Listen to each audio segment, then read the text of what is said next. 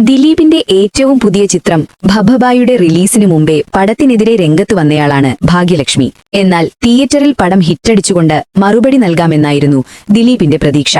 Release ദിവസം 6.75 കോടി രൂപ കളക്ഷൻ നേടിയെങ്കിലും ആദ്യ ദിനത്തെ തള്ളലിൽ തന്നെ പടം വീണു എന്നാണ് റിപ്പോർട്ടുകൾ. ഇതോടെ വീണ്ടും ആഞ്ഞടിച്ച് രംഗത്തെത്തുകയാണ് ഡബ്ബിംഗ് ആർട്ടിസ്റ്റ് ഭാഗ്യലക്ഷ്മി. PR വർക്കും ഫാൻസും ഉണ്ടായിട്ടും ദിലീപിന്റെ സിനിമകളെ രക്ഷപ്പെടുത്താൻ സാധിച്ചില്ലല്ലോ എന്ന ചോദ്യമാണ് ഭാഗ്യലക്ഷ്മി ഉയർത്തുന്നത്. നടി ആക്രമിക്കപ്പെട്ട കേസിൽ കോടതി വിധി വന്നതിനു പിന്നാലെ യാതൊരു ധാർമ്മിക ഉത്തരവാദിത്തവും കാണിക്കാതെ സൂപ്പർ താരങ്ങൾ സിനിമയുടെ പോസ്റ്റർ ആഘോഷപൂർവ്വം പങ്കുവച്ചതിനെതിരെയാണ് ആദ്യം ഭാഗ്യലക്ഷ്മി വിമർശനമുന്നയിച്ചത്. ഭഭബ കണ്ടിറങ്ങുന്നവർ പ്രകടിപ്പിച്ച മോശം അഭിപ്രായങ്ങളും പടത്തെ സാരമായി ബാധിച്ചു. മോഹൻലാലിനെ ഇറക്കിയിട്ടും പിടിച്ചു നിൽക്കാൻ കഴിയുന്നില്ലെന്ന വിലയിരുത്തലുകളും സോഷ്യൽ മീഡിയ പ്രചരണങ്ങളും കണ്ടതോടെയാണ് വീണ്ടും ഭാഗ്യലക്ഷ്മി രംഗത്തെത്തിയത്. എത്ര പണമിറക്കിയിട്ടും ഏട്ടന്റെ പടങ്ങളെ രക്ഷപ്പെടുത്താൻ കഴിഞ്ഞില്ലല്ലോ എന്നാണ് ഭാഗ്യലക്ഷ്മി ചോദിക്കുന്നത്.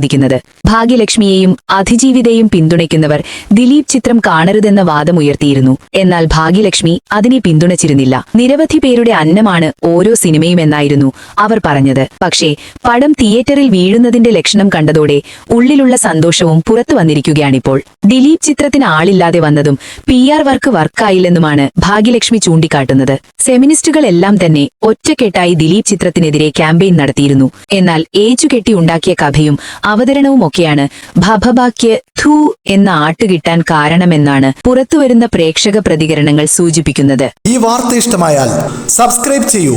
സൈബർ വിലാസം മീഡിയ നെറ്റ്വർക്ക്.